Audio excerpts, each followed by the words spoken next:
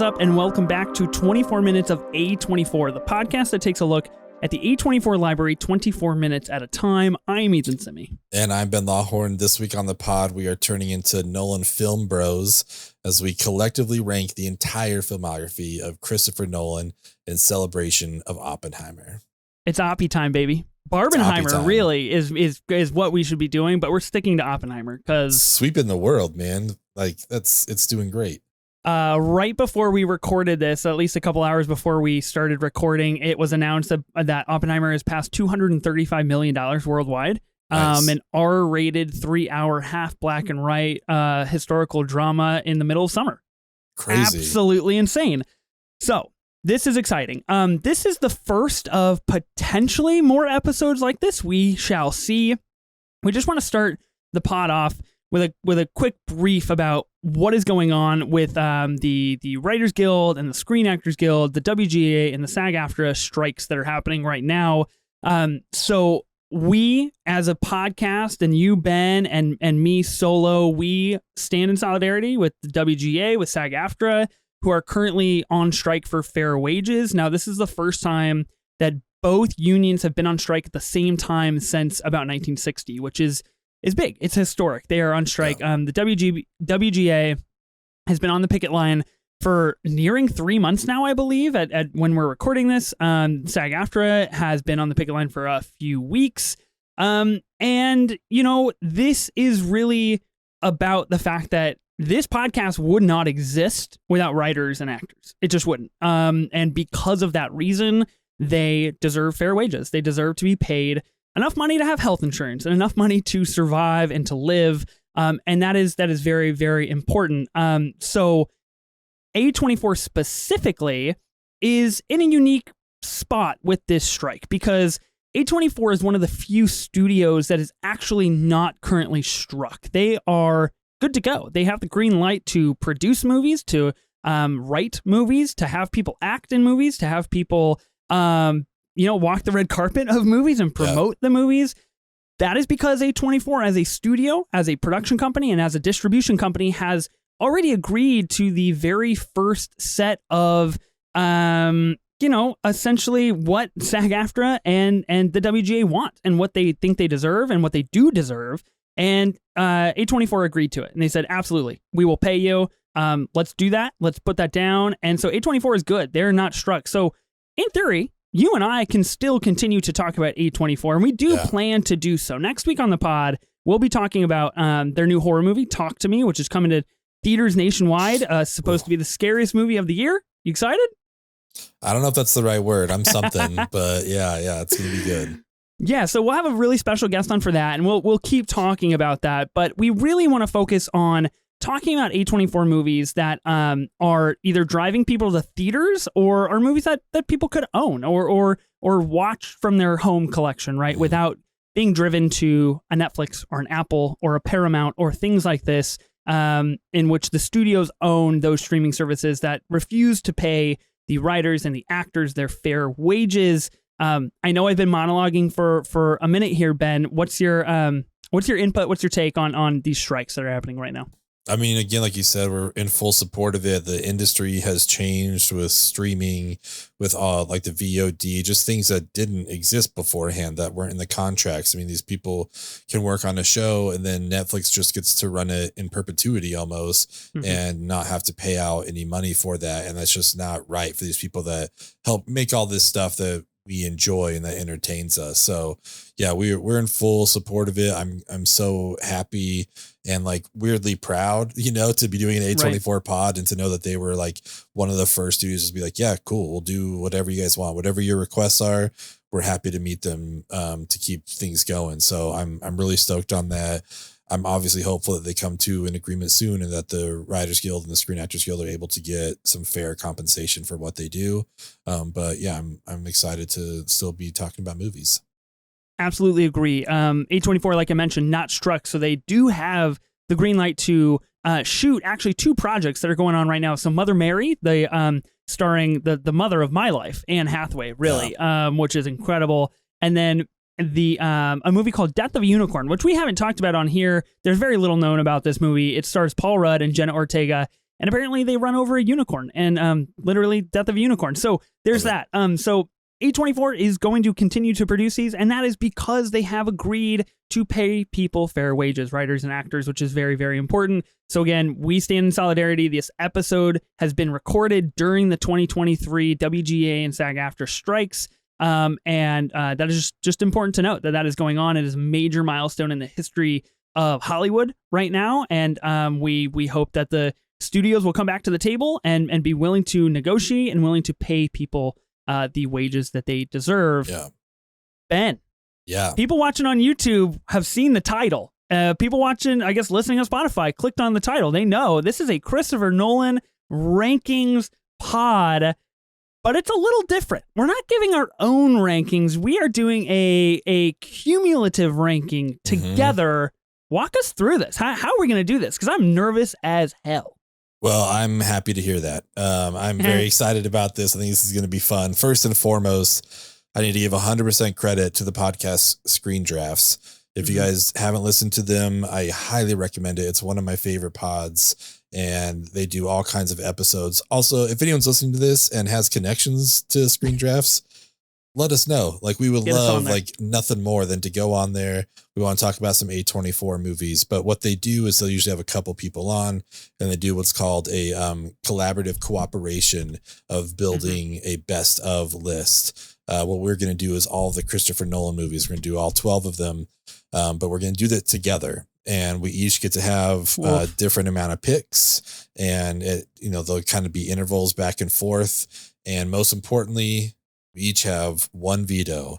One single veto. If someone nominates something that we don't like, we can use it in the spirit of this. We want to do an accurate thing here. I'm not going to necessarily recommend Tenet at 12th just to get Ethan to burn his veto. We're going to try to do it in good spirits. That would be brutal. But there's no point in just each of us wasting our vetoes for no reason at all. So, it's so much fun. Again, I highly recommend Screen Drafts. I want to give full credit to them, but I want to do this for a long time. It's felt like a perfect opportunity for us to put our own little spin on it. So, it's going to be two of us, obviously, Ethan and I. Yep. There's two drafters. Drafter A, they will get to do spots 12, 10, 8, 6, and 5 back to back, 3, and the number 1 spot.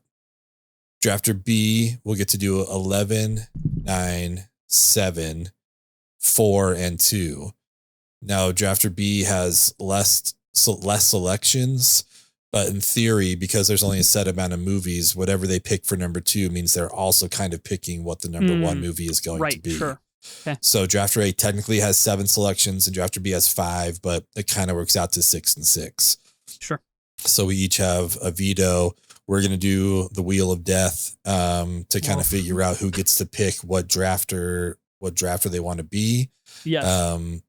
Can I ask you real quick before we do this, Ben? So really one of the big reasons we're also doing this is because I texted you probably every day for the last 5 days. Every morning, I'm just like, I got to get on a pod. I got to talk about Oppenheimer. And I've not stopped tweeting about Oppenheimer. If you follow me, you'll know every fucking tweet is about Oppenheimer right now. And I was like, okay, this is my chance. Let's just rank all the Nolan films. Let's do it. We put out a poll, and I think 98% of you that voted said you would listen to this pod. So I hope you're listening. Yeah. Which is really encouraging. Before we rank, I don't know your thoughts on Oppenheimer. Are you gonna share your review and your thoughts, or are you gonna save that for when we draft it? Because I've already waited a long fucking time to hear your thoughts. Here's what I'll say, I don't know. And I think the listeners will be interested in this as well, because I've looked at both of our letterbox lists, which I haven't updated yet with my Oppenheimer. But I was going to say, God damn it, I could know your list. But what I will say is that each of us have 2 movies in our top 4 that are in the other person's bottom 3. Oh, fucking sick. So that's awesome. This was not going to be super cooperative in that sense. So I don't want everyone to think they're just going to pick the same movies. No, 2 of our top 4 movies each, the other person has it in their bottom 3. So sick. It's going to be fun. I'm really excited about it. Maybe that gives you a little insight to how I felt about Oppenheimer. Oh my God, that doesn't tell me enough. Okay. Let's just talk about it. Okay, how about this? No, let's talk about it when we get in. All right, It's fun. I'm okay with that. Okay. As long as you agree, whenever it's drafted and whenever it's Oppie time, we spend some Oppie time. We indulge. Again. Can we agree to this? Yeah, no, it's totally fine. Okay, great. We're going into this with like pure hearts. Right? Your ranking right now on Letterboxd is madness. It's mania. It's crazy. I could not disagree maybe more. So this is going to be wild. I have both of ours up on my little sheet here so I can get an idea of like where hopefully where this is going to end up, but we'll see. Oh man, this is like just a heads up, probably going to be the most unhinged lengthy pod we've ever done. And I think for the last 48 hours, ever since we decided we were going to do this, I probably text you like, I don't know, every few hours where I'm just like fucking hyped for the pod, bro. Like just can't wait. So here we are. I can't wait. I told you I've been going back and forth. Like, do we get 2 vetoes so like it's a little more fun, or do we do one right. so that like it means everything? And I took it to the guys from my other pod, Matt and Tyler, and they're both like 1 veto each. I was like, I hate you guys, but you're right. It's the right call. It's the right call. I love those guys. But I just hated hearing it. It's like, God, it is. We got to do 1 veto. We got to really make it count. I give you respect for your Christopher Nolan rankings because all you say, your title of your list on Letterboxd is Christopher Nolan movies, and then your description is see title. That's literally it's pretty straightforward. So boss. You want to know what it is? Check the title. Yeah. So all right. Okay. Let's figure out, I guess, what order we're gonna go in. Are you ready for this? I've never been less ready for anything in my life. Less ready, but this is gonna be like 90 minutes of just, I don't know, high stakes game here. Okay, all right, here we go. Very curious the wheel spins. See. Oh my God. Ooh, okay. Okay, all right, Ben, you are selecting first. Is that correct? I am Well, I get to select if I want to be drafter A or B, basically. Oh, you get to choose what you want to be. Oh, yeah. Fascinating. Okay, all right, that's a little twist here. That is a little twist. So I am gonna go with the less picks. I'm gonna be drafter B. Oh boy, tough. So I will be choosing 11, 9, 7, 4, and 2. Okay. I don't know how I feel about this. I'm not sure if I'm feeling great going into this. Okay. All right. That's totally fair. That's totally fair. Have you ever participated in a collaborative draft like this before? No, this is a first for both of us. So I'm really excited about it. Cause like I said, I've listened to, I don't know, so many Screen Drafts episodes. I don't know exactly how many. And it's something that just has always been so interesting to me, which is why I'm like, let's do it. Why not? You know, that's the other thing I was going to say. You were talking about Oppenheimer and I was like, how many episodes have we done where it's like, I need to talk about this. And I was like, we have a podcast, dude. Like we can talk about this. Like, let's just do it. Like, let's make it happen. True. So I'm excited. Good. Well, I'm glad that you don't have any like formal training. I'm glad that we're both going into this. You know, this is our first time. And I guess depending on how this goes, depending on the reception, and we'll see how much fun we have, which is probably going to be a lot. I'm sure this will be back in some form or fashion. Probably. And we just continue to stray further and further from the 24 minutes and from the 824. Yes, we do. Once you hit 100 episodes, I think that's like podcast law. Like once you hit 100, you kind of open the gates. You can kind of just do whatever you want. Yeah, just follow your heart. I feel good about that. Yeah. Okay. Okay, so I'm pick number 12. That means I'm going first. You're going first pick here. Okay, so I'm gonna go. Here's the thing with the 12 pick. We kind of already agreed to potentially like what it's going to be. We were trying to figure out like, should we do 11 picks or should we do the full 12? So again, I feel like I'm being cheated from step number 1 here. But that's okay. You know what? You spun the wheel on your computer and you rigged it. And that's how it went. You have to live with that decision. You don't have to do what we both have on our collective 12 spot on Letterboxd. You can pick anything you want. If I pick anything I want, I would feel guilty, and I would really feel kind of like Oppenheimer. Like, you know, I let society down. Like, so is Oppenheimer at 12? Is that what you're saying? So, all right, cool. First title I murmured there. Okay, so number 12, I am going to go with Following. That is what I'm going to nominate with number 12. This is Christopher Nolan's directorial debut. Really a student film made for about $60,000, black and white.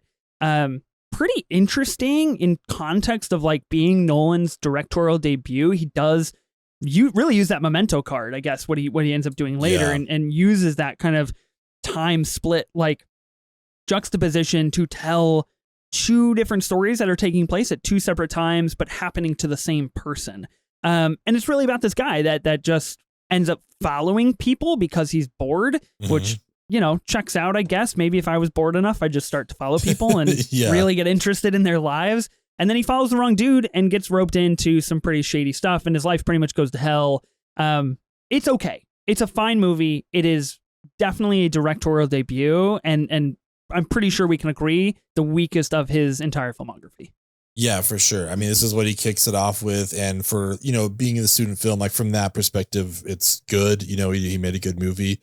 But the one thing I really remember about this movie is just feeling like we got like quadruple juked at the end, where it's just like, oh no, it's this, like, oh no, wait, it's actually this, like, oh no, wait, it's actually this. Like, there is just too many like twists and turns at the end, which like you got too happy with like all these things. Like, this just isn't the way. It's just too much. It was way too much, which I do think is interesting because, you know, it kind of falls into this like Damien Chazelle kind of bucket that we're living in right now. And you could really maybe throw Nolan in there too, of like these guys who have such big ideas that are like, this might be the last movie I ever get to make. And if that's the case, then I've got to put it all out there. Now, I know this was Nolan's very first movie, but, you know, the sentiment is the same. Like, this might be the first and only movie that I can ever afford, or like I can ever make, or like that like maybe this just isn't for me. And so like I have to do it. And I do think that there's something to that kind of ambition for Nolan, but you're totally right. Like, it is a 1-2 punch followed by a 1-2 punch. And then like, you're just like, hold on. Like, I don't know if I understood any of that in like the 81 minutes that I watched. I don't think it works at all, but it's fascinating. Yeah. No, I'm with you. Okay. Number 12 following. We agree. This is, now I know we're only at 11. This is where it's going to get really interesting. This is where it kicks in. I don't know how we're going to deliberate. I guess let the games begin. Here's what I want to clarify for all of our listeners. I'm doing this with a sincere heart. Like, full heart, clear eyes, can't lose. Friday Night Lights here. Everything from here out on my letterbox has been ranked 3.5 stars or higher. So I don't hate any of these movies, but something has to fall into the 11th spot. That is what makes this Nolan filmography exceptionally difficult, because you could argue he has a couple or maybe even a few 4.5, 5-star movies, maybe some masterpieces, depending on how you feel about them. And some things just have to crumble. Like, you can't just have 3 things at number 1. Yeah, no, it's true. And I mean, something's got to fall here. This actually fell for me on a recent rewatch. Okay. I dude, this is Spit it insane. out, man. Get on with it. I wish I hadn't rewatched it because it would probably fall higher. But on the rewatch, I was just I was picking apart even more. Yeah. And unfortunately for me, at the 11th spot is Tenet. That I feel like I was just sliced in the heart with an ice pick. That is tough. Like, literally, you should feel how fast my heart is beating. And I don't know what direction to go. I feel like the weekend at the Super Bowl right now. just like, what do I do now? Where do I go? What do I do? Listen, like, I rewatched it, like, in all earnestness, assuming actually that it would go higher. Because I was like, oh yeah, like, this was such a fun, like, we watched it at the drive-in. I watched it with Matt from the other podcast, and I was like, man, these visuals are just like so fantastic. But then in rewatching it, I was like, oh man, this is really just like a lot of clips played in reverse. And the plot makes zero sense at all. It's all spectacle, which is great because he's so good at it. And it's crazy to me that I'm saying this because there's another movie that I thought I would have in this spot for sure. But I love our Pats. I love John David Washington. Like, everyone's doing great here. Bring back Elizabeth Debicki and everything. Like, I think she's wonderful. But this for me is just, it's like purely like eye candy. And on a rewatch, some of that eye candy just didn't hold up for me. So that's why I'm putting it here at the 11th spot. Did you see Tenet in theaters by chance? I saw it at a drive-in. Yeah. Okay. Well, you started this off by saying, like, look, I'm not going to play something in the 11 spot that Ethan's going to have to burn his veto on. And I think you just lied to me fucking straight up. No, I think you no, just lied to my face. You cannot use it already. You can't. I'm not going to. Okay. I'm not going to. That is where we land. We land at Tenet at 11. But here's my counter argument to you. Okay. And to the listeners and people that follow me on Twitter already know this. I love Tenet. I am a Tenet fan club member. I'm a founding member, and you're a 10 head. I'm a 10 head, big time. I love John David Washington in this kind of a role. I love Art Pats in this role because Art Pats just kind of gets to be funny and kind of just like gets to hang out. Elizabeth Debicki gets to be tall, which is just fucking phenomenal. Love to do that. Kenneth Branagh is just on some weird shit, which is always a good time, really fun. And, you know, what I find so riveting about this movie is that it is Nolan quite figuratively and quite literally saying, don't try to understand it, just feel it. I mean, there's a scene 15 minutes in, John David Washington's character is with a scientist, like trying to understand the entropy of these reverse items that are coming back in time that can move reverse. And he's like, but how does it know that I'm going to do this? And how does it work? And she's like, don't try to understand it, just feel it. And like, this was my third time watching. I watched it a few weeks ago before seeing Oppenheimer. And I was like, Christopher Nolan, you fucking sly dog. Like you literally just said like, it doesn't work, but it looks pretty cool. And I think for me personally, when I surrender to that, I adore it. I love it. And when I try to figure it out, I can see where you're coming from. I can totally understand. And that's the thing that's what hit me with this is like, he did so blatantly say it, like, don't listen, just watch, you know, and it's like, that's cool. I can do that. I just feel like when I look at the rest of the list, there's so many movies where I can like listen and watch, you know, where it's like the storyline also works for me along with the visuals. He has some like pretty reserved movies that we will, I'm sure, get into probably pretty soon. Yeah. Some smaller films. This is definitely, until very recently, like his most spectacular film as far as like set pieces and stuff. Yeah. I think too, it should not go understated. The score on this movie rips. It goes so hard. Like that really staccato, like techno drum beat that we continually get is incredible. Really high energy type stuff.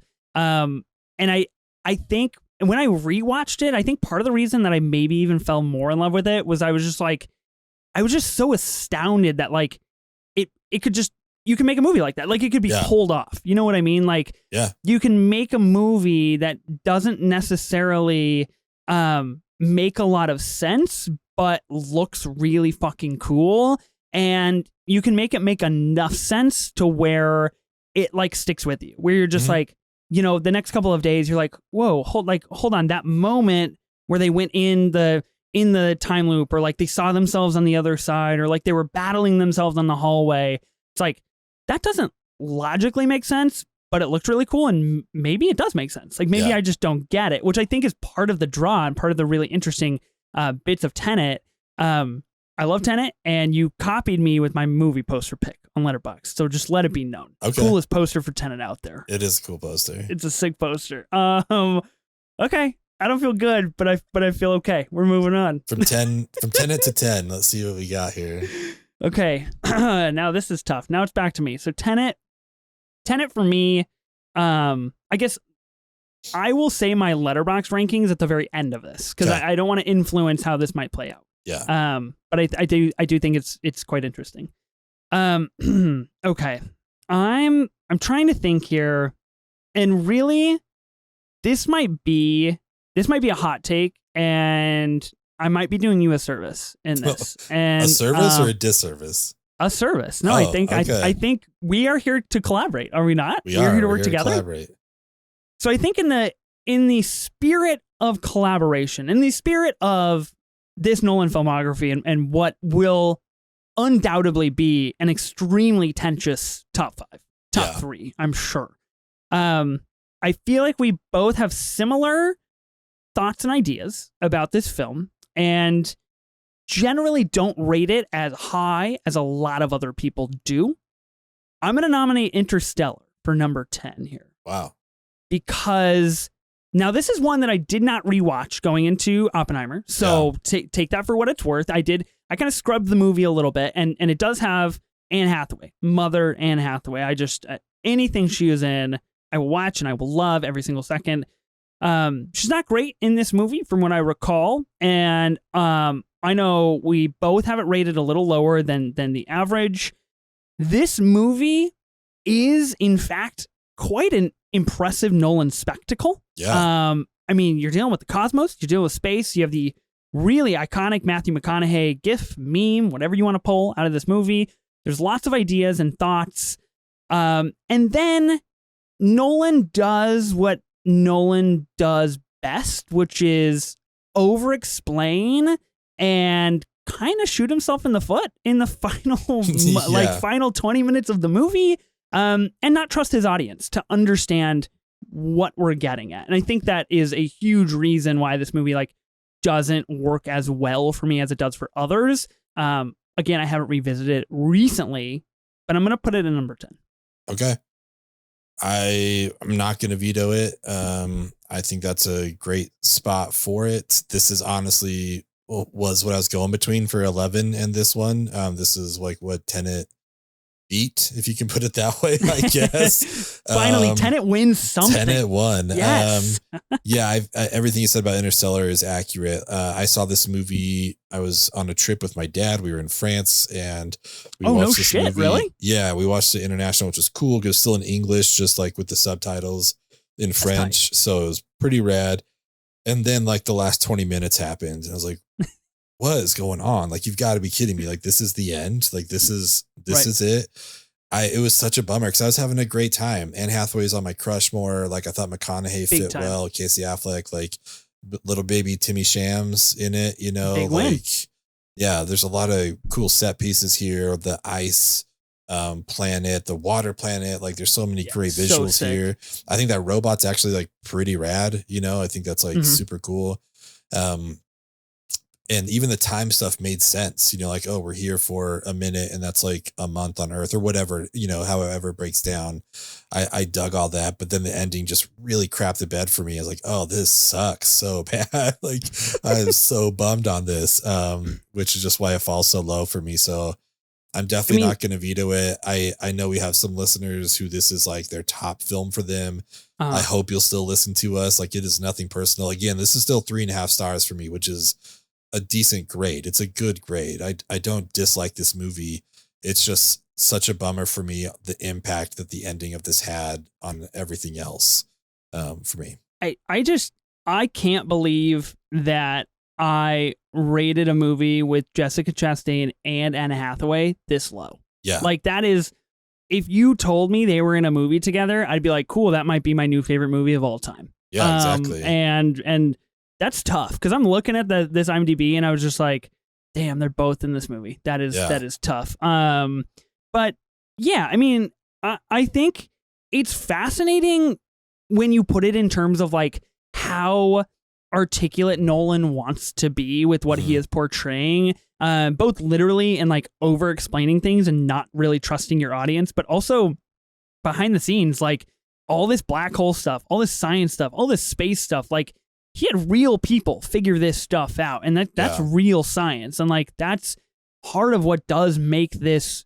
so grandiose in its scope. Is not just the visuals behind it, but it is wow, this is real. We're learning about this stuff, and that's pretty intense. But yeah, Interstellar. Maybe I'll revisit it soon-ish, but honestly, if I didn't revisit it before Oppie, probably not going to do it until the next Nolan film comes out. Yeah, that's totally fair. Tough. Maybe we'll do a round in the Patreon. Maybe we do something of movies that we need to give another shot, or maybe have the patrons suggest a movie for us, because I know there's some people who really love this thing. So yeah, maybe we'll check it out again. Yeah, maybe we do a live Tenet watch along. That could always be fun. Yeah, I'm up for that. I'm sign me up.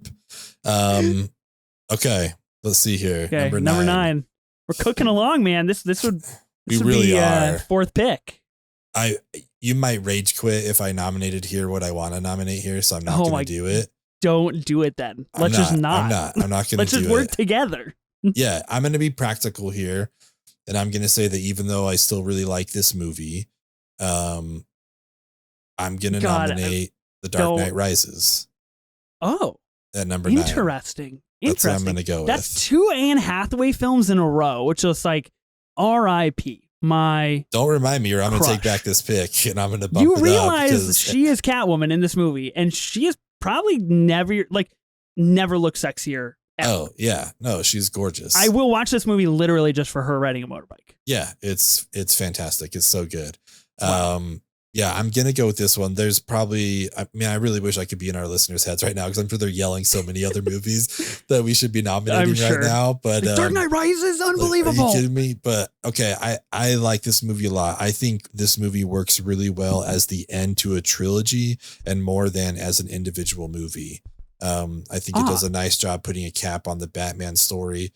This to me is like one of the first experiences we had of like a movie having to shift what it was going to be because of an actor's death. Like, I feel like Joker was definitely coming back for Dark Knight Rises. Like, there was a whole different theme that was going to be happening here.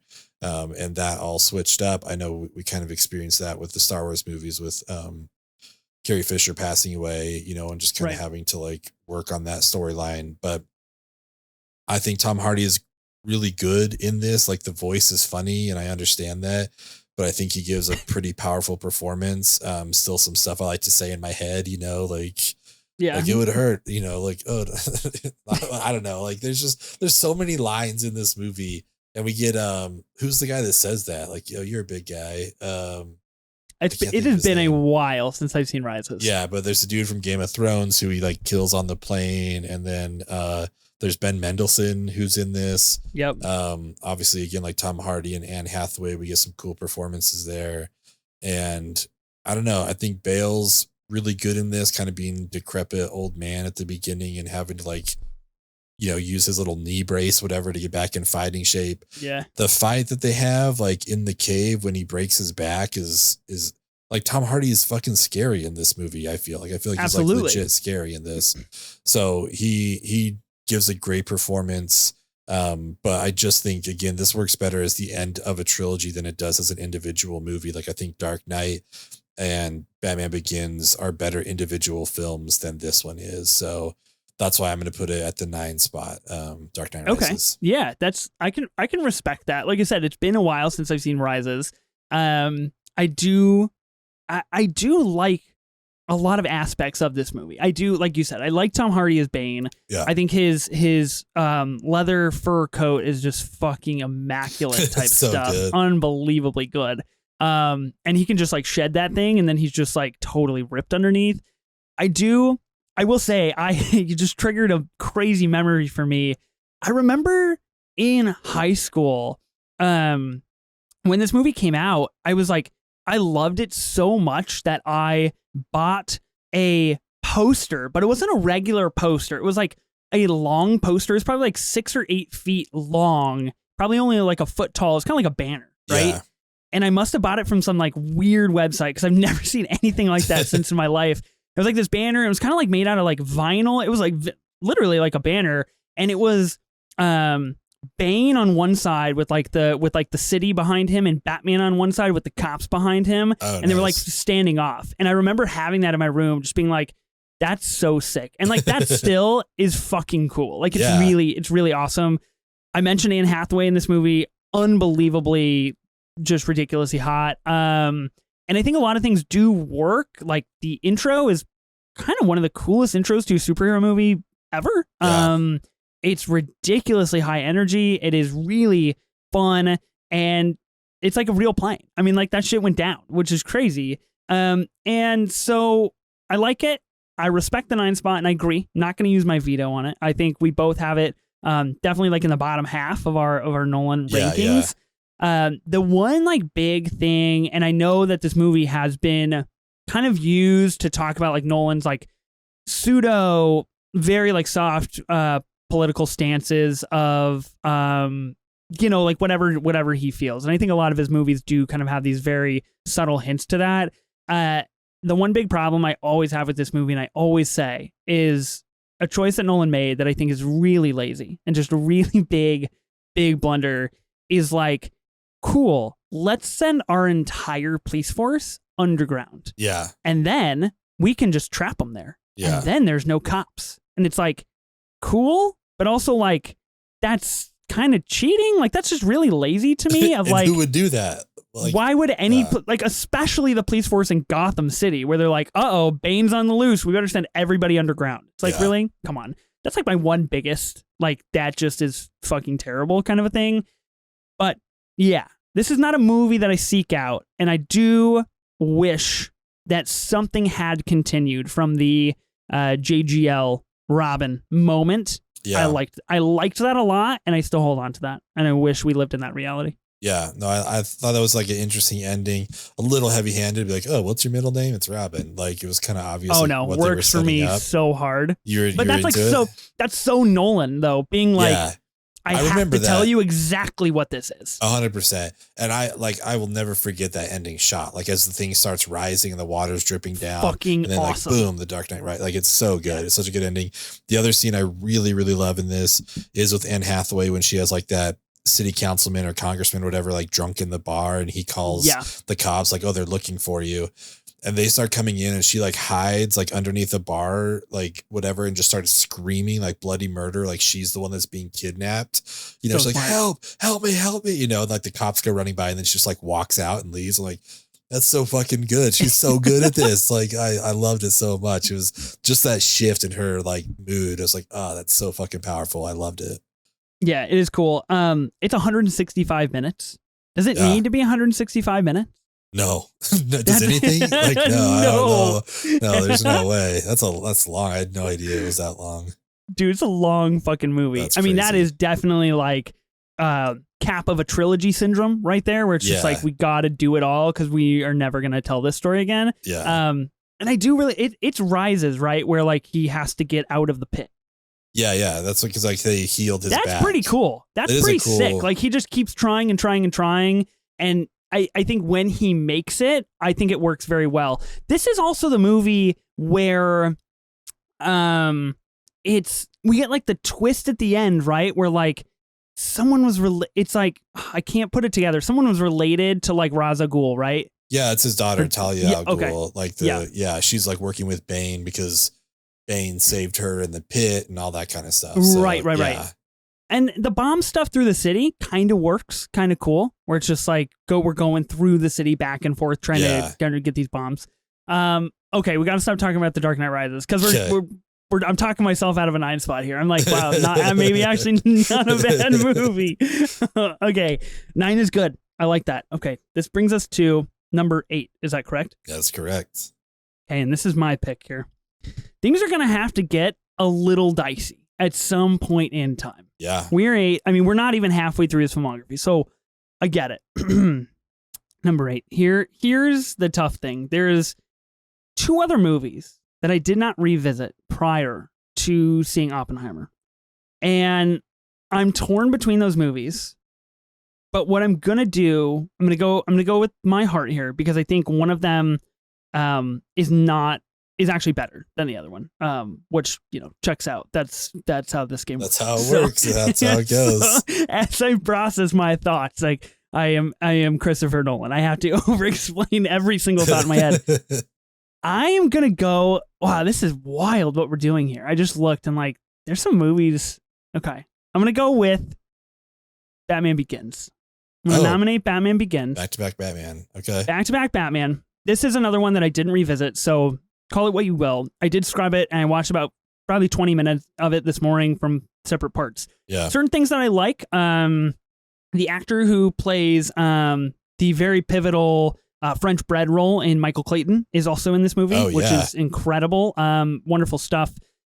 And the final kind of montage, the final few minutes we get with Batman and Commissioner Gordon on the roof is really impressive for like being an origin story. And you're just like, fucking A. Like, the Joker is going to be in the next movie, and now we got Commissioner Gordon, and like Batman is fully realized. It is quite a good origin story. It's really interesting. It's got some really cool set pieces, like the building on fire, like, it's pretty sick. Liam Neeson is Ra's al Ghul. doesn't really work for me. And that is kind of a blunder.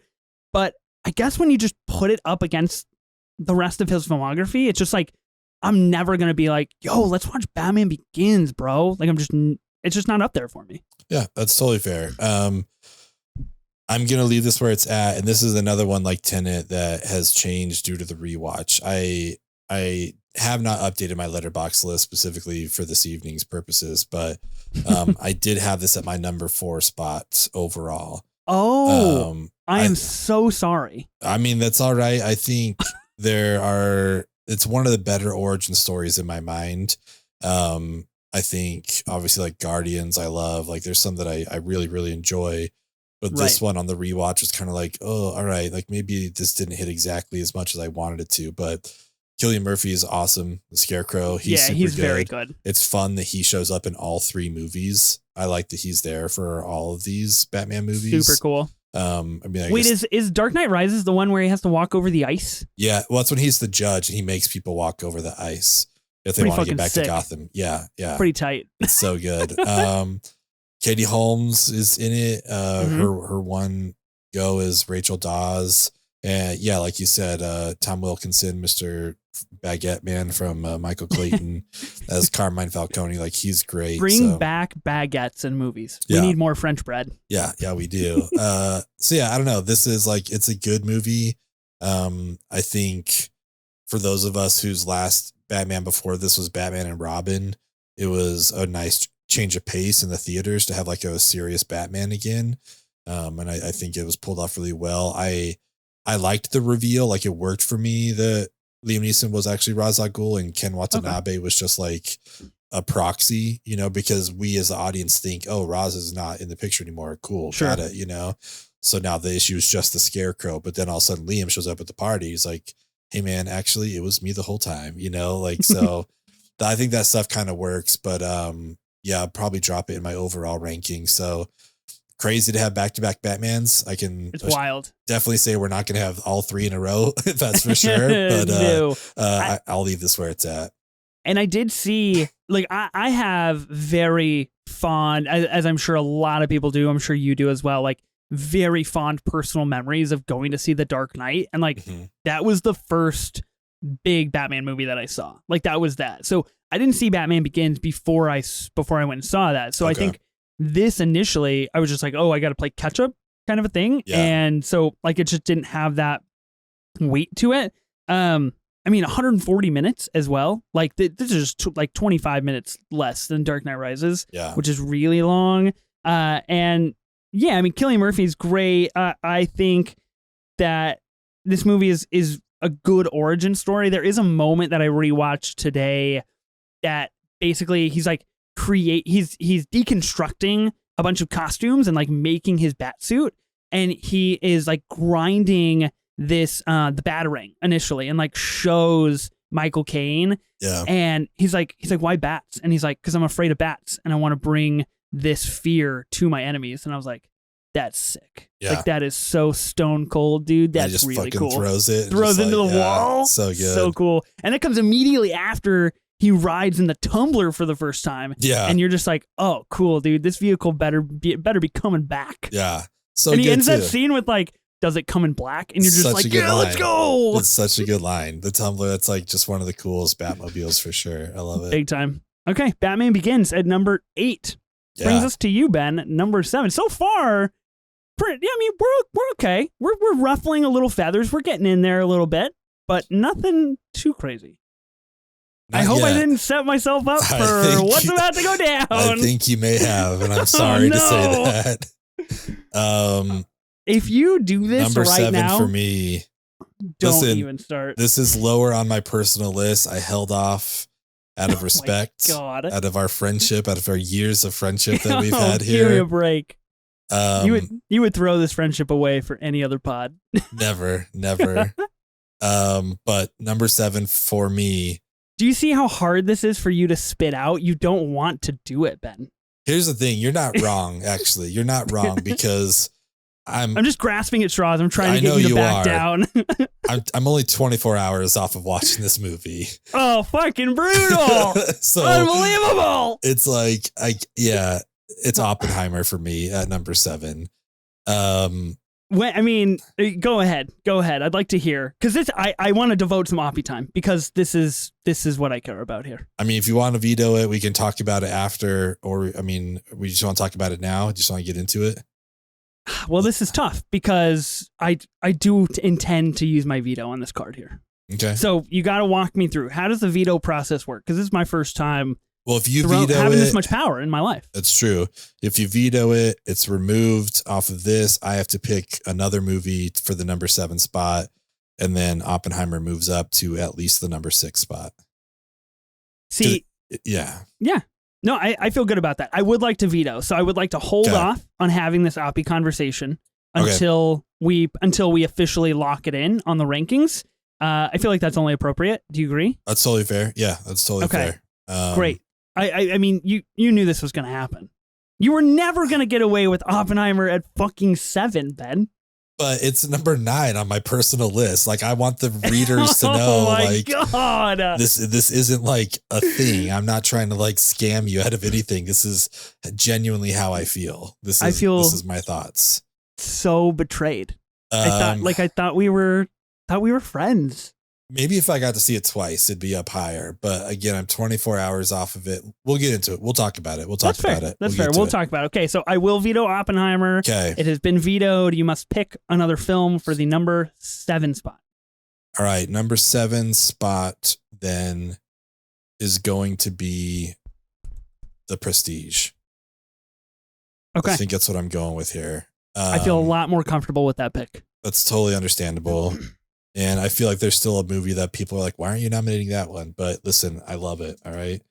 You give me I agree. And that might be like the dark horse of this entire situation here. It might be. Indeed. I love that. I'm also curious if we're thinking about the same movie. I don't know if we are. But, I hope so. Yeah, we'll see. Yeah, I mean, we get Bale here with Hugh Jackman just going toe to toe as these magicians. It's like, it's just such a good movie. They both are giving such wonderful performances. We get ScarJo here, which is just fantastic. And then obviously Michael Caine, as always around. But let's not forget that we get David fucking Bowie as Tesla, as Nikola Tesla, cool. Which is so amazing. Like I love that cameo in here. It's so good. This is one I wish I had the time to revisit. It was honestly between this and Batman Begins today. I was like, oh, which one do I want to rewatch? Sure. And I went with Batman, but yeah, I don't know. A great movie. This is like something we've talked about. I talked about in the other pod is like, I like when Christopher Nolan writes with his brother. I think Jonathan Nolan's a really strong writer. And I think this movie has a really strong script, nominated for a couple Oscars, which is awesome. And I don't know. I just like when you get two like really good actors going toe to toe. And that's what this one is to me. It's just kind of a fun movie. So The Prestige at number 7. Nominated for Best Achievement in Cinematography and Best Achievement in Art Direction. So really interesting. I did revisit this movie and I rated a lot higher than I remember. I remember seeing it a very long time ago, and I was definitely too young to like understand what we were trying to get at. This is easily one of the more fun Nolan movies, in my opinion, because it does. I mean, it's magic. Like that's the core idea of this movie is literally magic, which I think is really cool. And it also is a really inventive way to mask a lot of other huge themes and topics that Nolan is tackling, because you can just watch this and be like, oh, dude, like Christopher, like, or, Christian Bale and Hugh Jackman are just like doing magic. That's sick. Like that looks pretty cool. You mentioned Scarlett Johansson, incredibly good. Also, again, incredibly hot in this movie. I'm so glad that we get Rebecca Hall in this movie. I think she's really good. And I think really so far on our list, I feel like this is kind of the best place to bring up Nolan's like wife problem. That is pretty prevalent in almost all of his movies. If there's a wife, she's either pretty underwritten or underserved or killed off or something, some sort of the matter. And again, this kind of goes that direction because Christian Bale's character ends up having an affair, and things get really pretty dicey with those relationships.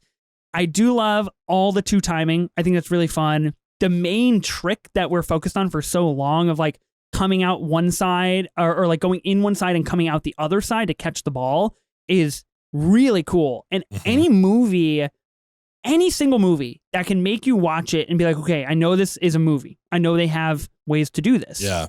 But that looks like pretty fucking real magic. Like, that's a huge win, obviously. Yeah. And, all the top hats is so sick. Like, it's just so cool that is what it was. And this, this very chilling and pretty haunting final few minutes where you realize what has been going on and like what is happening with all of this magic and this, kind of machine is great. So yeah, I think this is a really quite good movie, honestly. Yeah. Oh yeah. I think it's a great movie. I'm sure the Nolan bros have had something to do with this, but on IMDb, it is ranked the number 43 movie of all time. That does seem a little high. That's preposterous, to be honest with you. Yeah, that's a little kind of crazy. But it is a really good movie, but you gotta take all that with a grain of salt on this IMDb ranking. Andy Serkis in this movie, great little bit from Andy Serkis here. Love to see it. Oh yeah, so good. Super good.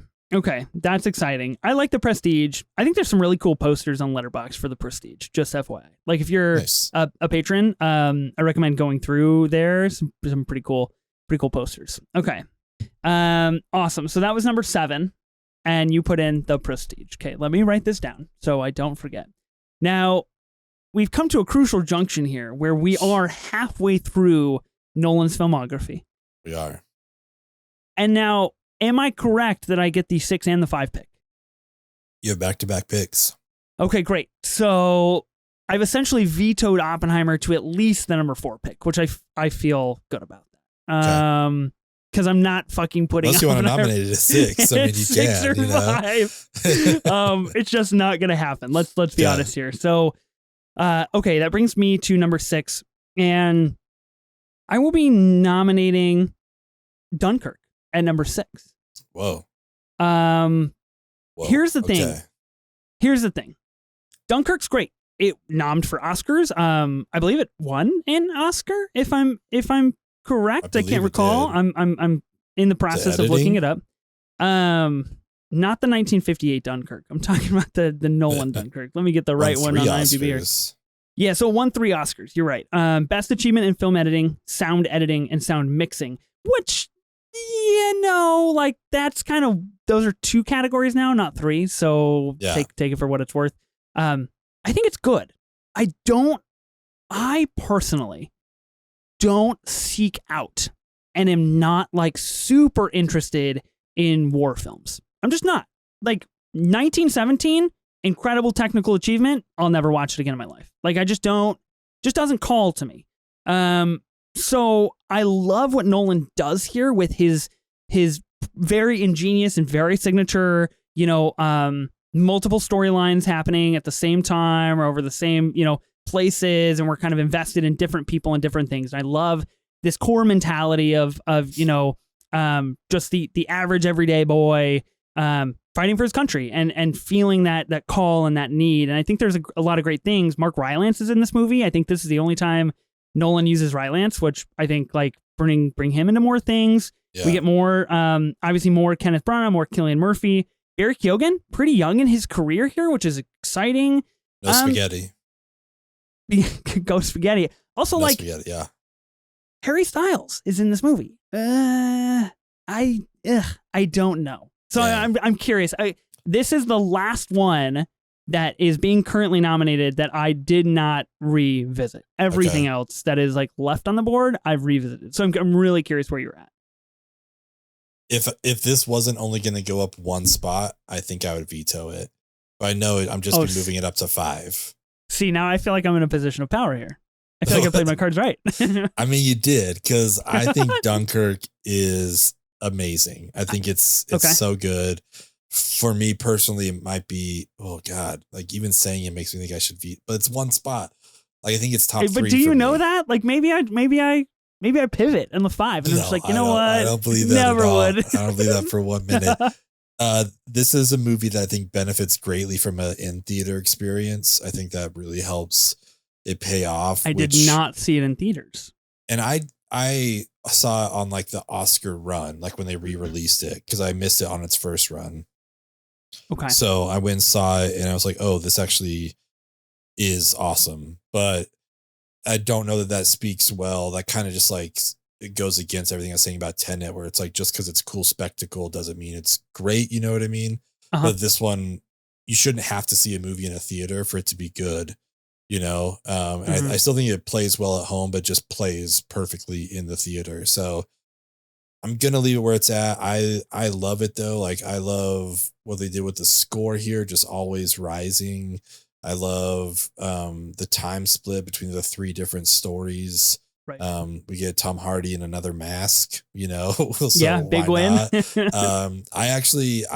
I felt the way you did about Harry Styles until I saw it, and I was like, oh, actually, like I felt like he was kind of decent in it. Oh, okay. For just expecting someone from One Direction, you know, it's like, who is this guy? You know, but I felt the same way about Ledger before he became the Joker. Not comparing them outside of that, just my own personal feelings before the movie. But I think he did a pretty decent job. But yeah, like I said, if I could move this up to number 3 for sure, I would veto it. But I feel like it'd only go up to number 5, so I'm just gonna leave it where it's at. Yeah. You know, sorry, I'm only collaborative so far. I gotta look out for some interests here. You heard Oppenheimer and you just saw red. You're like, you know what, fuck it, Dunkirk, let's go. It's like we're done. We're going for guts here. I'm Dunkirk. Let's go. Playing to win. Yeah, you know, I mean, I'm sure I would benefit from a rewatch. It just didn't happen. So that leaves us where we are currently. So Dunkirk at number 6. That puts us a little over halfway through. Brings me to number 5. Now, like I said a little bit ago, I think this is where things get exceptionally feisty. I think we're gonna be fighting. I don't know though, because I've already used my veto. So I'm at your mercy, Ben. I'm shocked that you have a movie still on here that's like one of my favorites, and according to your letterbox is not one of yours. I'm surprised it's still here. Oh, this is fascinating. I'm really curious which one you're talking about, because okay. I feel like I know where you're going, and I think I'm going there. Are we talking about Insomnia? We are talking about Insomnia. Okay. I will nominate Insomnia at number 5. For me, I like the idea a bit more than the execution. But what is so riveting about this movie to me, it is of course a remake, and I think it's really like the only remake that Nolan's done. I believe it's like a Swedish film, an old Swedish film. Yeah. What is so riveting to me is that I watched this, and immediately after the credits rolled, I texted my dad and I was like, yo, I rented this movie on your Amazon Prime. You have a couple days to watch it. I think you should, because it has vibes of The Fugitive and Firewall and these 90s and early aughts like thrillers with Ford and with Pacino and these other guys, where it was just like, that was a cool time. And we were making some cool thrillers back then. And we were just like, bad cops, good cops everywhere. We're just like running from the law is a good fucking time. And like, I grew up watching The Fugitive with my dad. I kid you not, probably like literally once every other week. Like nice. For years. I just like have seen that movie probably more than anything in my life. And it gave me those vibes. And I mean, it's fucking Pacino. Like, I can't knock Pacino that much.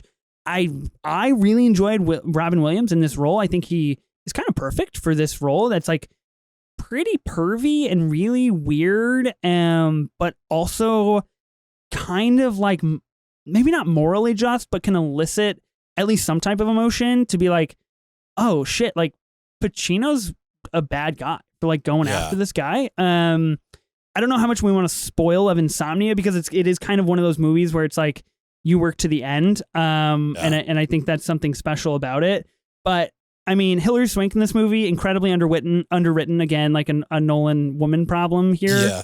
I'm not negating that at all. But I kind of like this movie. Maybe I gotta up my letterbox ranking. I mean, I think you should, because I love this movie.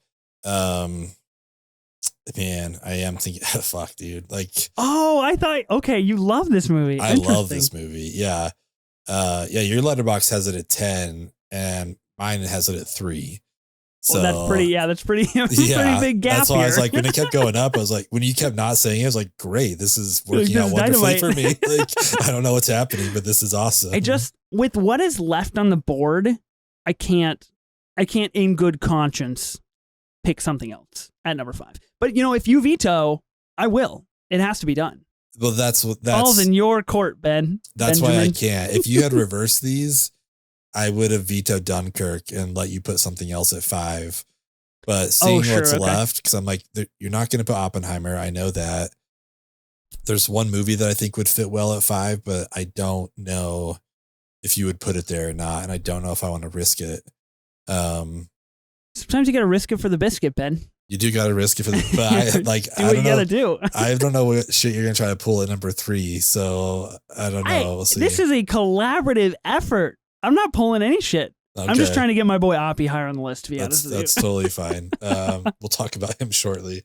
I don't love Oppenheimer. I love Insomnia. Oh my God. I think Robin Williams is great in it. I think the idea behind it is so cool too, that like he's in this town in Alaska where like the light is always shining. So he's so like smart. Putting the tinfoil or whatever on his windows, like trying to just get some peace and quiet so he can sleep, because we're with him as he's slowly losing his mind, as Pacino's losing his mind in this, which is great. And just a sinister Robin Williams performance for sure. Like, I hadn't seen anything since like, then we got like 1 hour photo and he was creepy in that too. But I love this movie. I showed it to my girlfriend and told her that I loved it. And then the very last line of the movie happens and she just like laughed out loud. And I was like, oh, fuck. Like, that is kind of a cheesy line, isn't it? Wait, what is the final line? You have to remind me. I saw it a few weeks ago. Well, I don't want to spoil anything for people who haven't seen it yet. So I'll tell you afterwards, but we still quoted around our house. It was kind of funny, but I've got to let this ride at 5 because there's only one of these that I would want at number 5 outside of Insomnia. Pretty funny final line. I will give it to you. Did you look it up? I did. Yeah. So pretty funny. Yeah. So we quote that. Big Pacino vibes, to be honest with you. Yeah, for sure. So, yeah. Anyways, I'll leave it at 5. I think it's fine. I mean, I think this movie does benefit from like the twist that ends up happening, or like the explanation. Again, it's just so very Nolan, where I think there was so many opportunities to just kind of like let it fray and let it be really kind of like inventive and ingenious in different ways that are not necessarily explaining. But again, like there's a part in this movie where Pacino just, raises it to fucking 11 and he's like, she was in the trash bag. Yeah. And I'm just like, cool, Pacino's back, baby. He's like, back. This is it. This is all I ever want from this guy. So yeah, there's a lot of really good things about this movie, but I just, in good conscience, it's got to be at 5. I'm with you. That's fine. I respect you for how much you like this movie, though, because that's kind of a hot take. Like, in terms of Nolan filmography, Insomnia, absolutely the most underrated, in my opinion. Oh, yeah, I think so. Out of all of his films, without a doubt. Yeah, it doesn't get enough love. But something that might be getting too much love, number 4. Sorry. Hey, it's up 3 spots. I can live. It's all right. Yeah. I'll just cry myself to sleep a little bit less. Just read your Sanskrit book, you'll be fine. I'll just read my Sanskrit word for word. I'm learning. Oppenheimer here at number 4. Let's do it. Let's get into this for a minute, because I just am very curious. Okay, so remember I told you I had a hot take with this? Yeah, you did. You were like, this take is so hot, like I got to give it time to cool down, kind of a thing. I gotta let it breathe a little bit. I mean, this will really only hit for people who know me and know my feelings on this movie, but I would rather watch Interstellar than watch this again. That's fucking brutal. I mean, that is slander. Slander, good sir. I don't know what to tell you, man. Take it back. I spent 3 hours watching this last night. It was a long 3 hours. Talk about stuff that didn't need to be that long. Like it was so long. But I also, so I just talked about this on 3 films. And here's what I'll say is that this movie could win every single Academy Award and I would agree with it. Like it Okay. deserves editing. It deserves sound. It deserves all that stuff. Like I am aware that this is a great movie, but I respect it a lot more than I like it. You know what I mean? Like I just, I understand that. There's a lot of movies like that for me. yeah. And so that's where I'm at with this, where it's like, I know objectively, like Nolan's the only person that could have directed this, and what he did was amazing. And there were moments, there were moments in there where I was floored. Like when the Trinity thing happens, like that whole sequence is like perfection. It's just like, oh my God, like drop the sound out. We were hearing him breathe right now. Like, Unreal. I mean, it's amazing what the stuff that they do. I hope that's not a spoiler for anyone who hasn't seen it. The whole thing is about the fucking bomb. So like it goes off at some point, spoiler alert, but what they do with the sound and how it kicks in. But this really was just like, they went and found every white man in Hollywood and like, hey, do you want to roll in this movie? It's like, sure. Yeah, I'll be in this movie. Like, and talk about the woman problem, man. Like you have Emily Blunt and Florence Pugh. You have 180 minutes of film and you give them maybe 10. Like, that's crazy, dude. Like, that's crazy. And granted, but Emily like, Blunt gets a pretty good monologue. Well, I was gonna say, like, I didn't want to like spoil too much. Like, they're both given some stuff to do. I think we can officially say, if you like, let's get into spoiler territory for a second, so you can continue your thought. It's maybe 10 more minutes. Like, skip ahead 10 minutes if you haven't watched Oppenheimer yet. We'll be back with the next round, but let's go spoiler on Oppie. The monologue that she gets is amazing. And it's like, for me, it's Ruffalo and Spotlight. You know, it's like, oh, that monologue alone deserves a nomination. They like knew. You know what I mean? And that's what she gives there. And she's doing a wonderful job. The Florence Pugh stuff is just like absurd, but it's like, it's cool, but it's so absurd. Elite though. It's like, it's the line drop when he's just like, I am become death, destroyer of worlds. And Florence Pugh is on top of his dick naked. You're just like, wow, only Nolan pulled this off. I mean, yeah, it was kind of crazy. Cillian Murphy is amazing in this. I think this is the best thing Robert Downey Jr. has done. Like, it was so nice to not 15 years to see him not like in mocap, you know, not like in some suit. Like, since Kiss Kiss Bang Bang, I think this is my favorite non-Tony Stark thing that he's done. He's given like such a really good performance in this. Alden Ehrenreich, Han Solo, you know, I'm glad to see him again. Dude. Josh fucking Hartnett is coming back. Like, I was so good in this. I love Josh Hartnett. And he was so good in this movie. So that's the thing, is just like, I don't necessarily have anything bad. It sounds like you like this movie. That's what I'm hearing. Again, I respect this movie a lot more than I like it.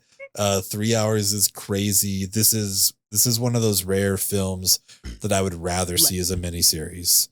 Like, I'm just, wow, I'm speaklong. It's like, give me. I don't know how much I can get. Like, I don't. How much pot are you going to give me here? How much space I got? How long is my runway? I mean, I'll clear it out for you, and you can do whatever you want. But I will say, like, there's just some stuff that didn't get fleshed out enough. Like, mainly Emily Blunt's character, who's like, we just brush over the fact that she's a scientist and now she's a housewife, but like, she was super smart, you know, and played a role. And but I love Benny Safdie. I thought he was super funny in this. I like seeing him.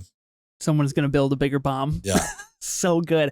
I think the Emily Blunt thing is 100% accurate, and same with Florence Pugh. It's an incredible Christopher Nolan flaw that he just cannot get out of his own way with. I will give you that and agree with that. I think in terms of Emily Blunt, what I think is really interesting is from Oppenheimer's perspective, he, like, that is how Oppenheimer views women and views his wife, is like, it is a graduation to be housewife, and like, I'm the one doing the science and I'm the important one. And I think that is part of the reason he is so distraught when Jean, Florence Pugh's character, dies, is because that's kind of like the very first big moment where he feels like he might have like a guilty conscience or blood on his hands for his decisions and what he has caused in another person's life, and really focused on like this theoretical science instead of like the well-being of humanity, which I think is fascinating. I have seen this movie twice in IMAX, and I have tickets to see it a third time. This movie is my favorite movie of the year. It is one of my favorite movies of the decade. It is the most riveted I have been for 3 hours straight ever when I've seen a movie.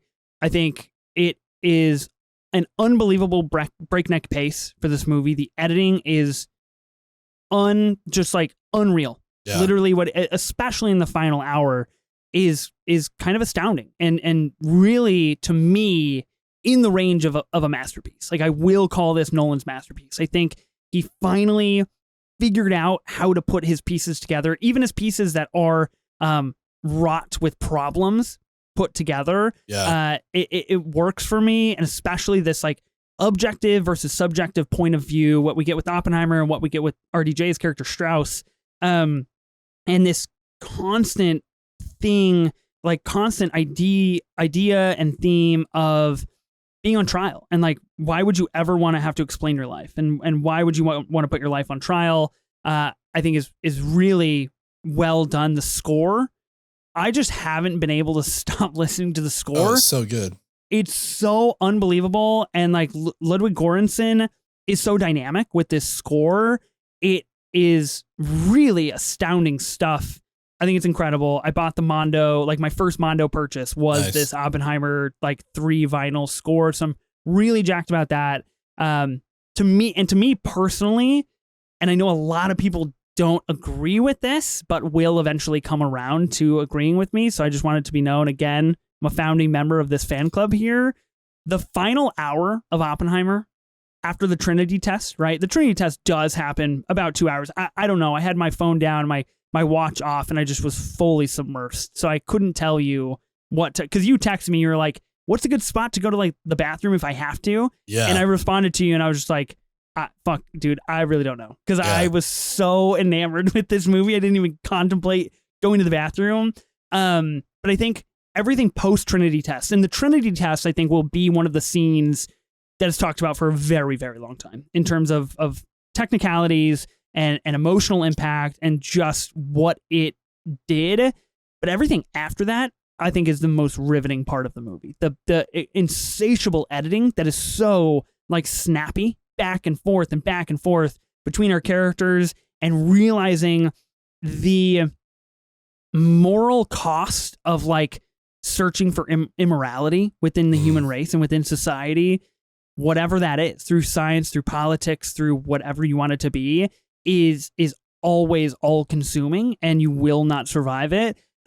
Is just like sitting on the edge of my seat type of stuff.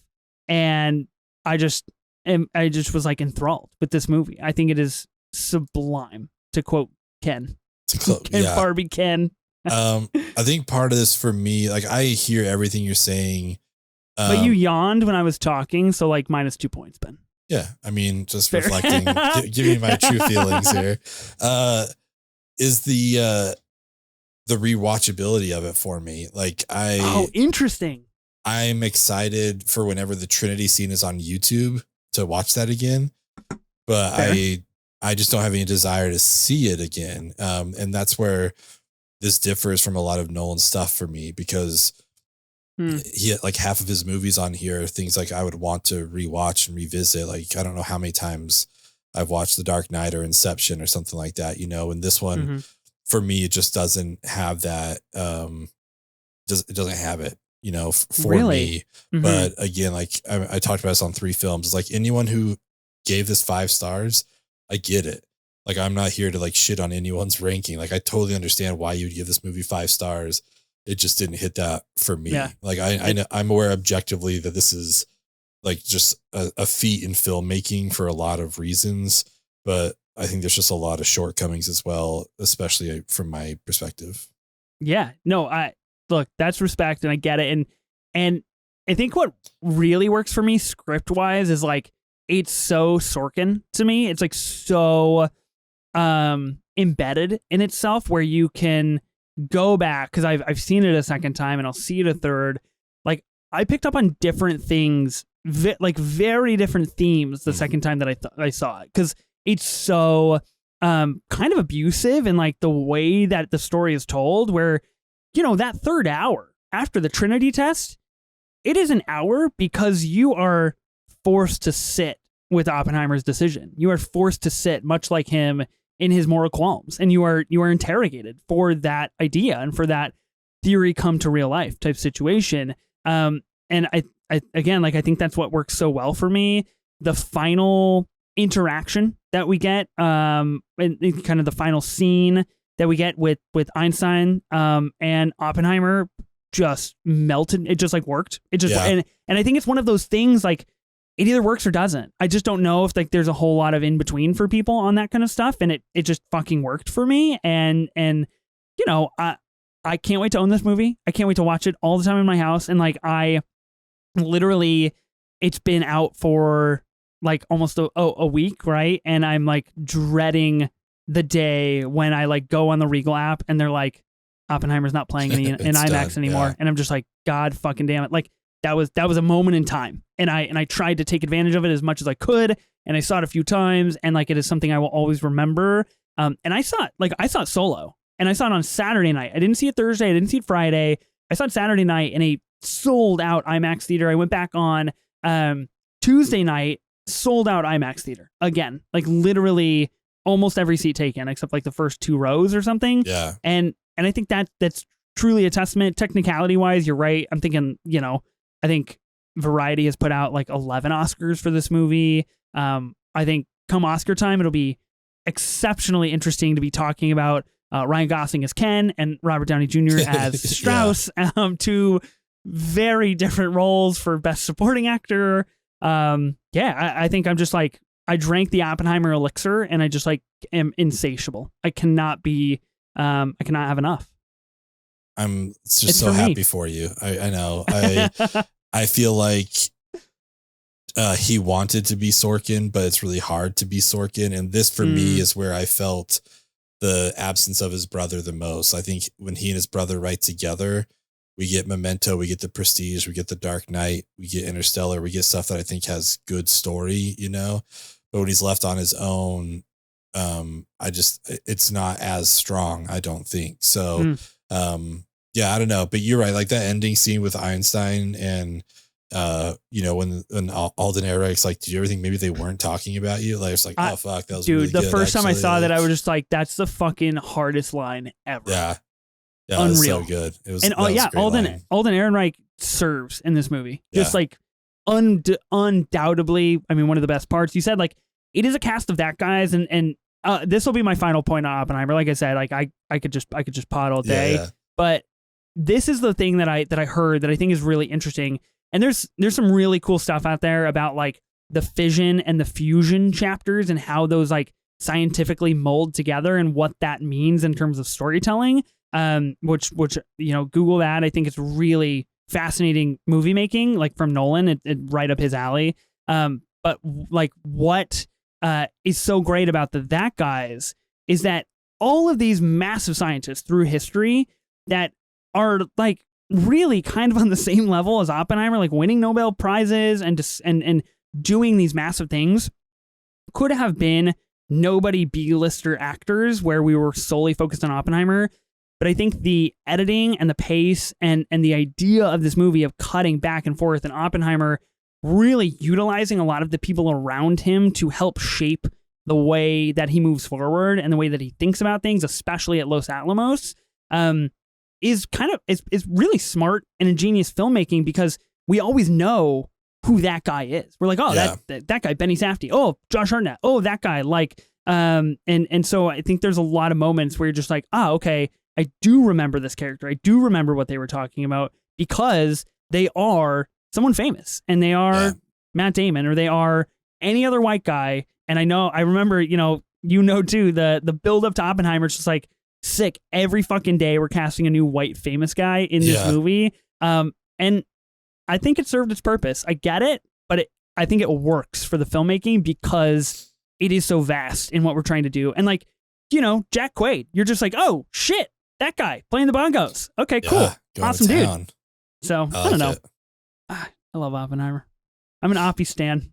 I love it, man. I'm proud of us. We made it to number 4, and we can agree Yeah. And, I feel like this is a next step in our friendship. It is. I respect you. You respect me. We did it. We're here.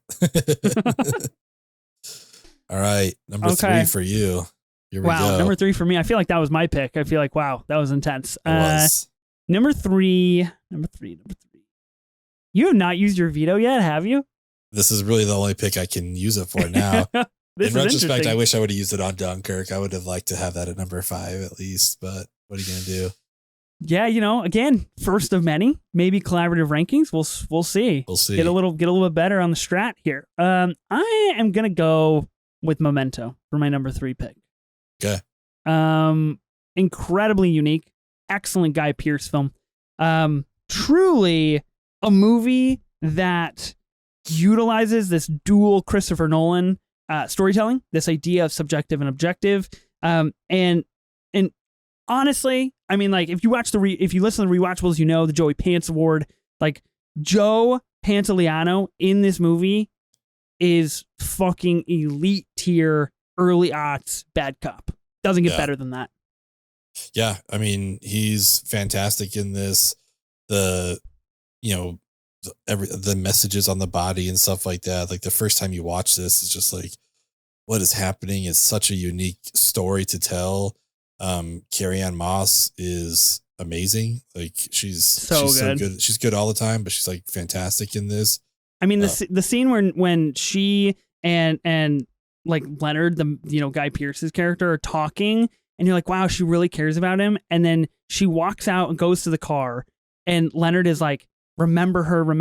And then he looks for a pen and he forgets, and she comes in and just fucks around with him. You're just like, God damn it. Like, you're really good at acting, and you're also like the worst person in the universe. Yeah. Oh yeah. 100%. She was wonderful in that role. So Guy Pearce, I think this was my first experience with Guy Pearce as well.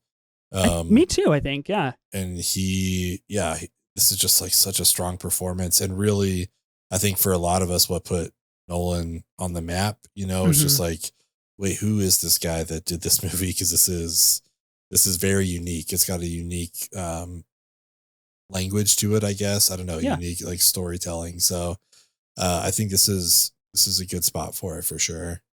I mean, I think, you walk away from the movie, and what is really fun and like just really cool to me is, I think it's one of the few times where Nolan explains just enough and kind of lets the rest sit. And I think that's what works so well about this story, because you get to the end and you're like, oh, sick. Like, he was using him to like suss out these guys, but then he kind of figured it out. But then also, like, he's just going to go back and do it again. Like, we're just going to go back in a circle, and Shelby is just going to keep playing this game with himself, where he just thinks he doesn't know, and he does, and we're never going to end. And, we roll up to the tattoo shop, and you're just like, oh, fuck.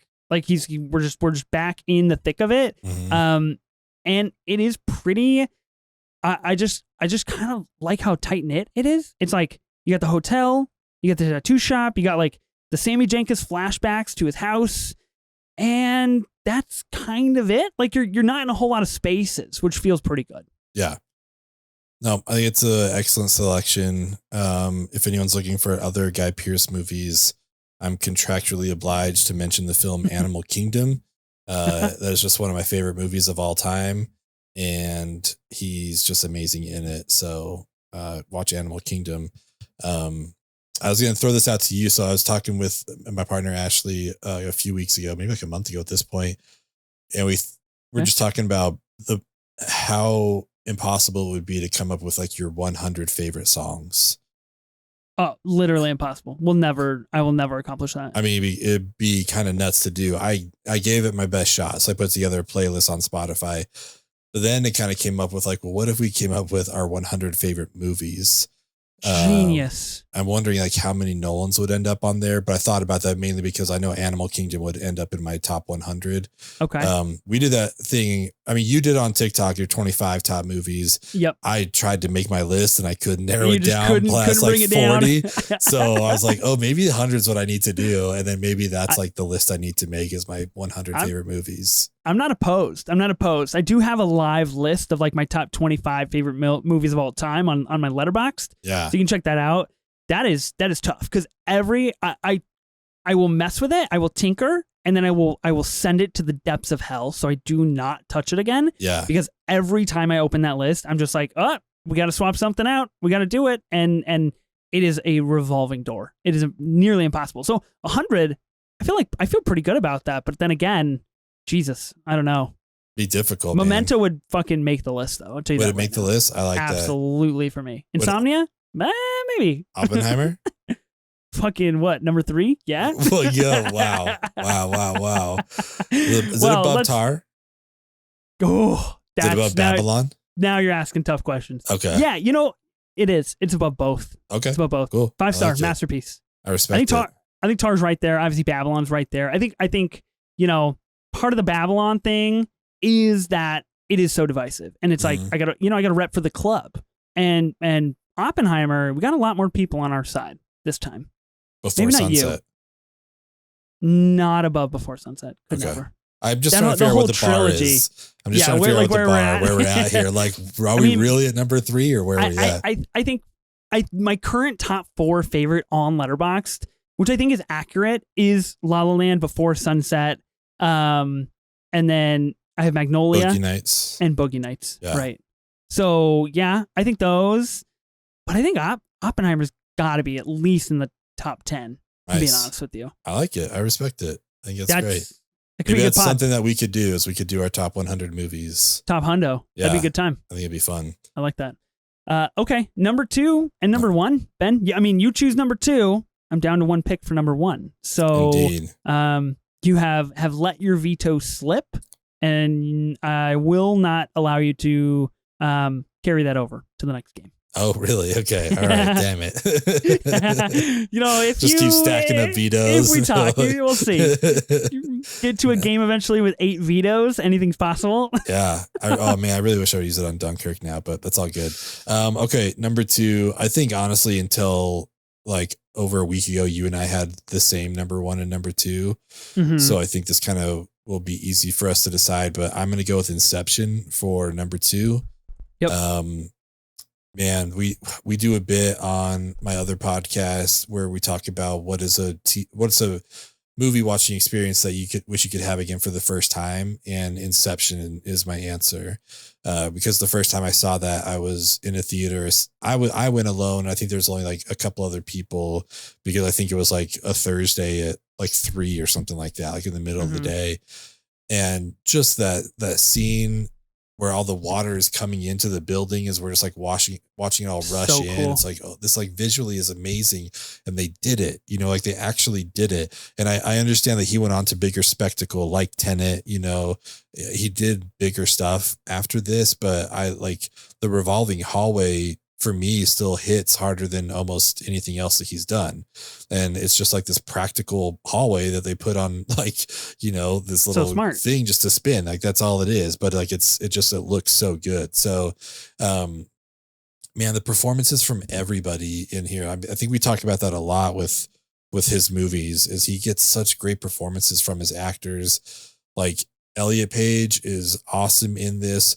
Leo, we get Ken Watanabe again, JGL, again, Tom Hardy, my boy Tom very Hardy, good in this movie. Yeah, Cillian Murphy's in it as well. Like we get a lot of great performances, and Marianne Cotillard as Cobb's dead wife, but she's just excellent in this.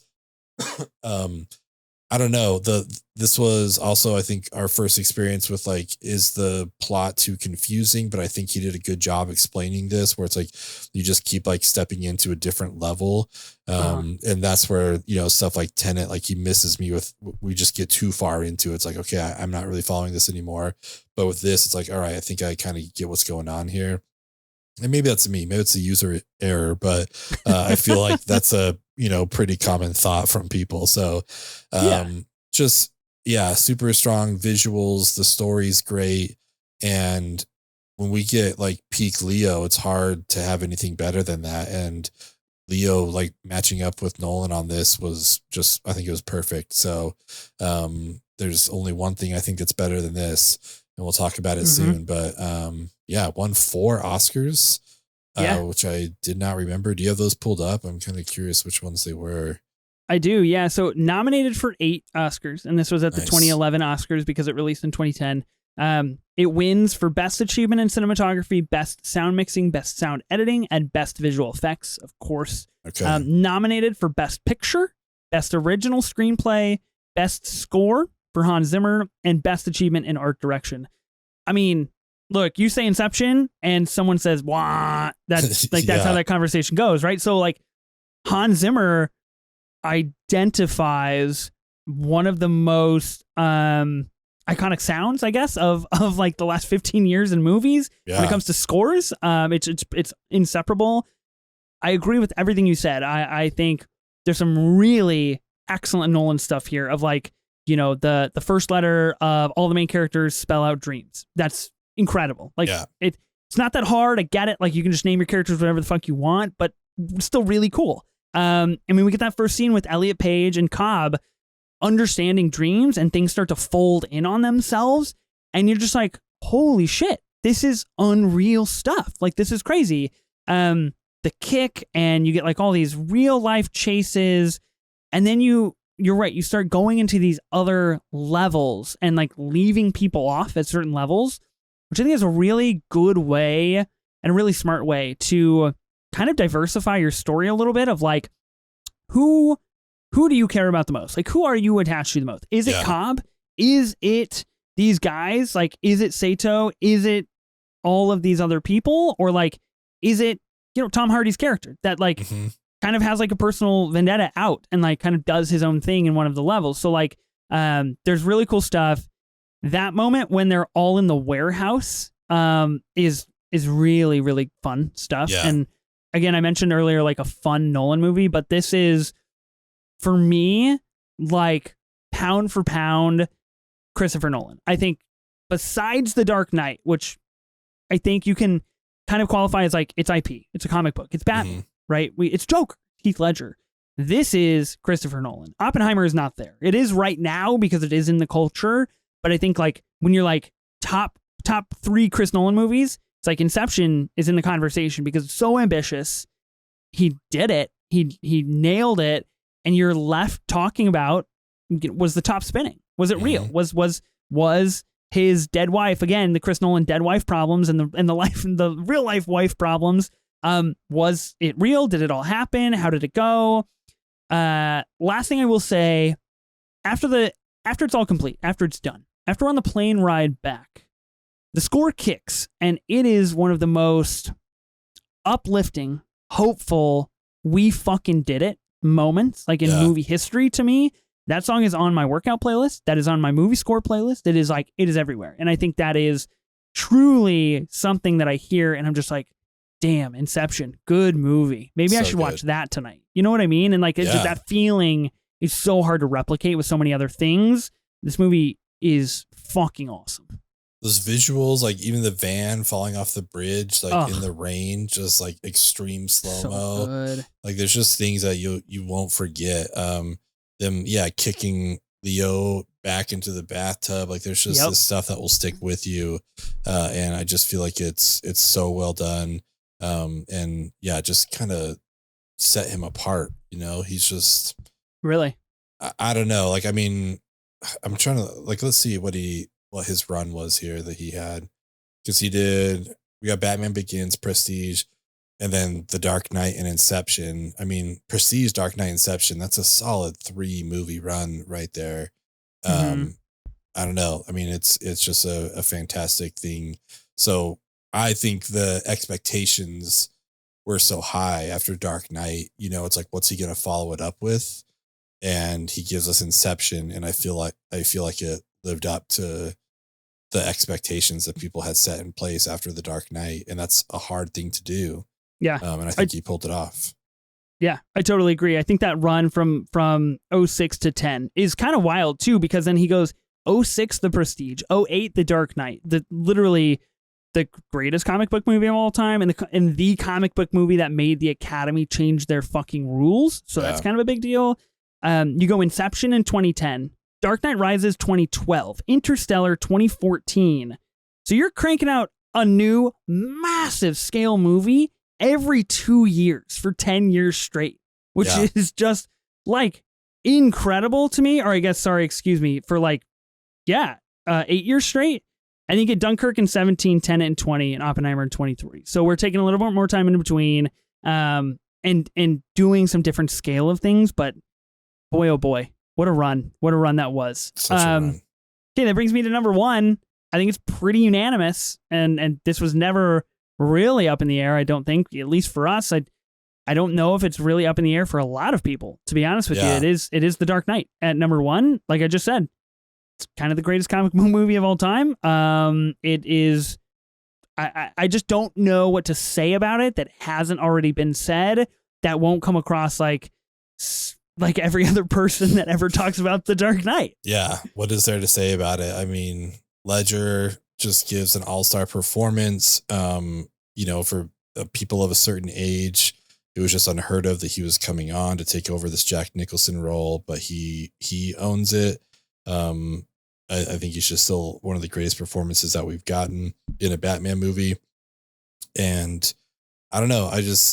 What is there to say about this? Like you said, it changed the Academy Awards. Like, what kind of movie? I don't know many movies that do that. You know what I mean? It's like it's like Wilt Chamberlain in the NBA. It's like, oh, we got to change the rules because this guy's here.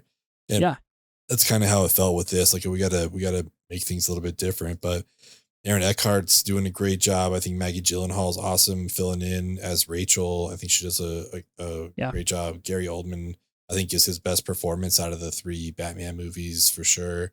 Mm-hmm. I don't know. Yeah. What is there to say about it? I personally love the Lau storyline. I just love that idea of Lucius going to see Lau and Bruce already being in and on everything and doing that for video. And then, you get the iconic magic trick scene with Joker and Lau is on the screen and he knows I gotta get out of Dodge. TV, he's the plan from the TV. It's so good. It's talked unreal. about all-time opening scenes in a movie. Jesus Christ, the bank heist. Off the top of my head, what's better than the bank heist? It sets the tone right away. The way the score kicks in when we get the reveal of the Joker. Oh my God. What doesn't kill you makes you stranger. That's just it's just seared into our heads. I mean, you have it behind you. You have the picture behind you of them. I do. Let's see if I can point to it. I do have a Dark Knight. It's a laser engraved autographs, which is, I like it. I think it's pretty nifty. I mean, it's it's from the interrogation scene, which is good cop, bad cop, and the laughing and some men just want to watch the world burn and Two-Face and having to choose between Rachel or Two-Face, right? Yeah. Or Harvey Dent. I think, and the ballroom scene, especially, my father was a drinker and a fiend. Mm-hmm. Just fucking immaculate. I mean, we could just sit here and pod for the next 20 minutes about scenes in the Dark Knight, which I think obviously speaks to it. I think that was Nolan finding his form in what he was able to tell within the constraints of this type of a movie, of this type of a character, and where we wanted to go. You're right. The bank heist is insane. I'm gonna fucking fire it up tonight before I go to bed. It's so good every time I think about it. And you're right. Setting the tone and the pace with offing every single person, and you're just oh, funny, he told me the same thing, and then shoots the guy in the back of the head, and you're just no. Oh, damn, the Joker is cold-blooded. This is real. This is hardcore. We've never had this before. So, I mean, for me, my personal affection of this film is it's the first Midnight Madness I ever went to. Oh, cool. Ever. And this was this was a real Midnight Madness. This was my local theater, my small town, would be closed at 10 o'clock or whatever. They would set up every single screen, every single room would be whatever the midnight showing would be The Dark Knight. We'd be in a massive line outside, playing football in the parking lot, hanging out, talking with your friends. Everybody has their blankets, no reserve seating. So you get there at fucking 8 o'clock, you wait in line for 4 hours. You get in, you get your popcorn, and you're in a massively, a packed small theater, knowing everybody is experiencing this collective movie all at the same time. And it's just one of the core movie memories for me, where it's just I fucking saw The Dark Knight in theaters. It was crazy. Nice. Yeah. They just got to bring it back once a year. Let's just put it on the big screen. Oh, can you imagine? I would love to see it again on the big screen. That'd be sick. Give that IMAX release. Oh my God, that'd be tight. Well, after Oppie leaves, then that's okay. We did it, dude. We did it. Okay. You want to rehash? Let's rehash our list here. I will say what it was. And then we can maybe mention any final thoughts we have. Any kind of changes we would have thought about. So at the number 12 pick, I picked Following. Number 11, you picked Tenet. R.I.P. Tenet Hive is going to come for you, Ben. Let's do it. Tough.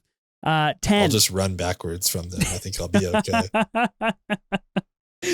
Do you have your mask? You can't breathe that air. Your lungs can't handle that scientific. Can't handle it. Number 10, I picked Interstellar. Number 9, you picked The Dark Knight Rises.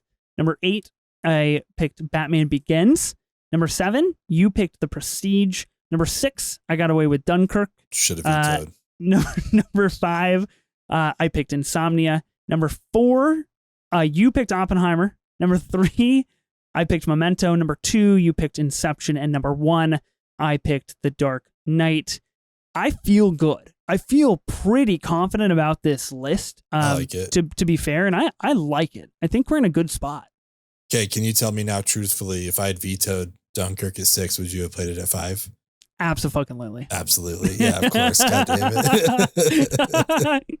I respect it. I'm never giving up. I'm not giving you an inch, Ben. No way. No can do. I think personally, my ranking for Nolan films, that is on my letterbox right now, that is current, that I went through before this pod, is Following number 12, Batman Begins number 11, Insomnia number 10, which you mentioned. So I need to have a real come to Jesus moment on Insomnia. Yeah. I need to figure out where I stand. Number 9, Dark Knight Rises. Number 8, Interstellar. Number 7, Dunkirk. 6, Prestige. 5, Memento. 4, Tenet. 3, Inception. 2, Dark Knight. Number 1, Oppenheimer. I love it. So I'm more unhinged than this list. That's for sure.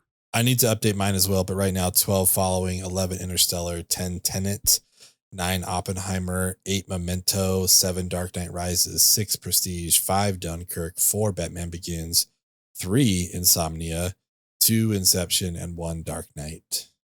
Wow, fascinating. Kinda really crazy. interesting. Are you sure you didn't put Tenet at number 10 just because it's number 10? Just because it rhymes, yeah. I feel like you would do that, Ben. Well, I mean, it is going to 11 now after the rewatch. Like I Oh said, my God, I need to update it. We lost. Damn it.